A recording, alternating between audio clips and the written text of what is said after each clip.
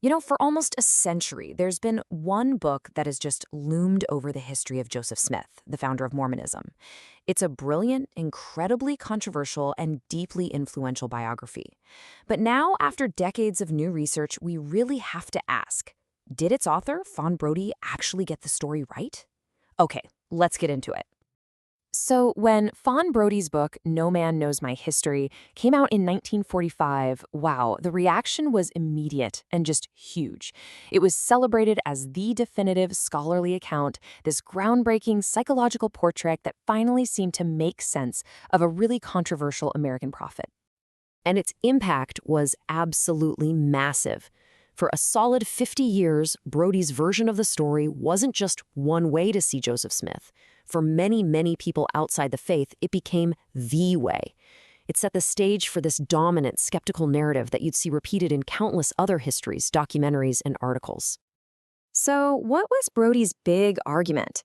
Well, it's interesting because she didn't just paint Joseph Smith as some simple con man. No, her portrait was way more nuanced, and honestly, that's what made it so convincing for so many people. Okay, so here's the core of her argument. Brodie basically said, look, Joseph Smith wasn't just a straightforward liar. She saw him as this charismatic charlatan who got so tangled up in his own deceptions that he eventually started to believe them himself. A myth maker, as she called him, who used religion as a tool to get power and feed his own ambition. And she laid this all out chronologically. First, in the 1820s, you see him going from this kid involved in rural folk magic to basically inventing a new religion. Then the 1830s, that's all about his growing ambition, his grab for power, and his financial troubles. And by the 1840s, she paints this picture of a tyrant whose quest for total control leads to a predictable, violent end.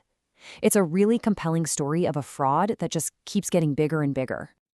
But here's the thing. History didn't just stop in 1945. A ton of new information has surfaced since then, and it's forced a complete rethink of Brodie's entire book. I mean, historians today can look at thousands of documents Brodie never even knew existed. Things like Joseph Smith's own private journals, legal records, you name it. And all this new evidence, combined with a much more careful way of looking at the context of the times, has led scholars, including many who aren't Latter-day Saints, to see a much, much more complicated person than the guy Brodie wrote about. So, to really see what I mean, let's look at 4 key moments in history.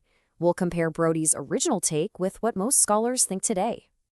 All right, first up, we have to start at the very beginning, right? With Joseph Smith's most foundational claim, his vision of God the Father and Jesus Christ. Okay, so Brodie's take, she argued this first vision was a total fabrication, something he just made up years later to make himself look more legitimate. But, and this is a big but, modern historians found something she never saw, an 1832 account in Smith's own handwriting. That discovery, along with other early accounts, has led most historians to say, look, whether you believe it's divine or not, this was a real, deeply felt, and transformative experience for him. That brings us right to our next big point, the Book of Mormon. The scripture that started it all. For Brodie, it was pretty simple. The Book of Mormon was just fiction, something Joseph Smith cooked up in his own very creative mind.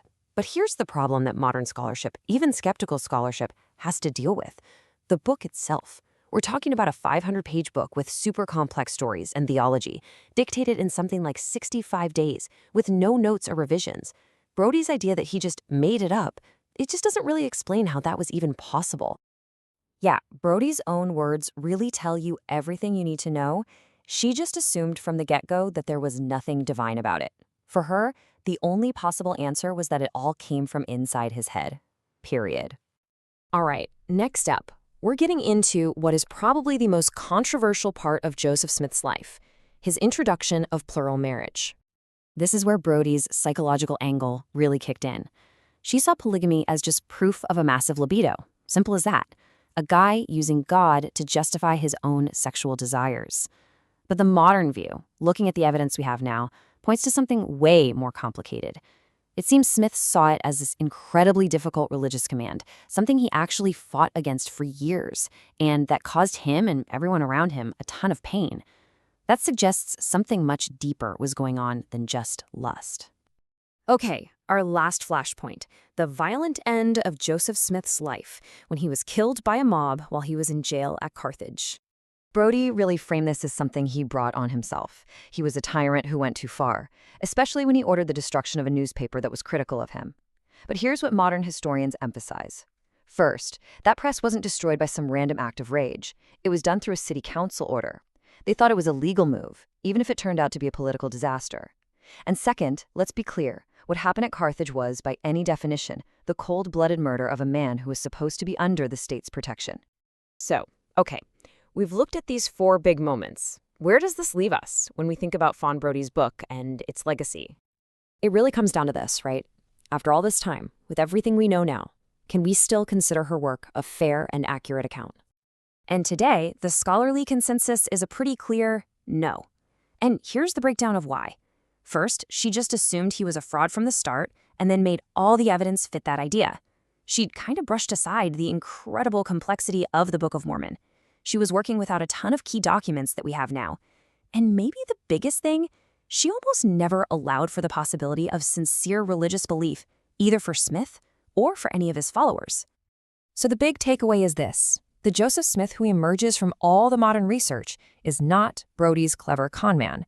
What we see instead is this deeply complex, probably very sincere, and definitely fallible religious innovator.